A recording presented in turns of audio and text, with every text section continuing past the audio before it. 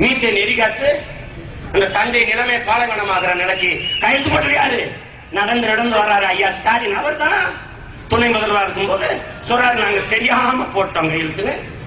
அண்ணா அறிவாலயத்தை எனக்கு எழுதி கேட்கிற அப்பா அம்மா தெரியாம போட்டுறீங்களா கையெழுத்த? போட்டுறீங்களா? எப்படி இருக்கு? கடந்த காலத்துல நீங்க செய்த தவறுக்கெல்லாம் எங்களை மன்னிச்சுக்கிறீங்கன்றாரு.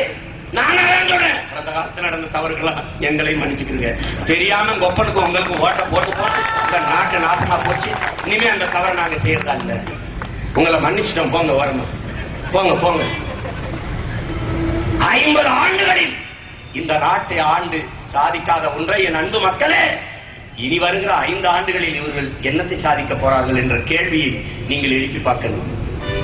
இதுவரைக்கும் செய்யாத இனிமே என்னடா செய்ய போறீங்க? தடையற்ற மின்சாரம் தர போறீங்களா?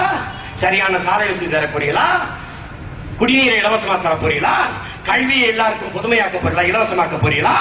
ஏழைக்கு ஒரு கல்வி, பணக்காரனுக்கு ஒரு கல்வி இல்லாத நிலையை இந்த நாட்டில் உருவாக்க போறீங்களா? சொல்லு. எல்லாருக்கும் சரியான சமமான மருத்துவத்தை நான் கொடுப்பேன் என்ற சத்தியம் தர போறீங்களா? என்ன தர போற? ஊழலற்ற லஞ்சமற்ற ஆட்சியா? ஊழலை லஞ்சத்தை ஒழிக்கணும்னா முதல்ல உங்களை தானா ஒழிக்கணும். உங்களை ஒழிக்காம எப்படி ஊழல் லஞ்சத்தை ஒழிக்க முடியும்? மக்கள்கிட்ட போய் மக்கள் பிரச்சனை என்ன? பிரச்சனையே நீங்க தானடா. இந்த மக்களுக்கு, இந்த நாட்டுக்கு பிரச்சனையே நீங்க தான். மக்களின் பிரச்சனை என்னன்னு நான் கேட்க போறேன். என்ன கேட்க போற தெரியாது? பிரச்சனையே நீ தான்.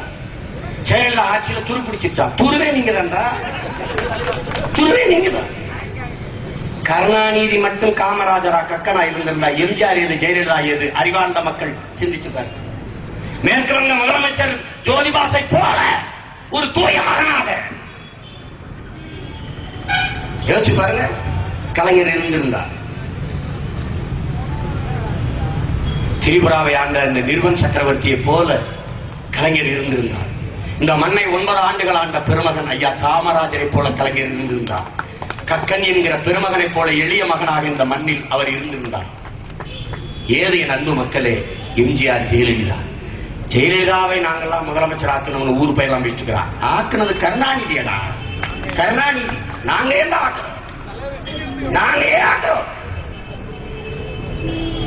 நீங்களும் உங்க குடும்பமும் அப்பனும் மகளும் பேரங்களும் பண்ண கொடுமை தாங்காம ஜெயலலிதாவை மக்கள் முதலமைச்சர் ஆக்கிட்டே இருக்காங்க. நீங்க ஒளிஞ்சு போங்க, தானா அந்த கட்சியும் ஒளிஞ்சிடும்.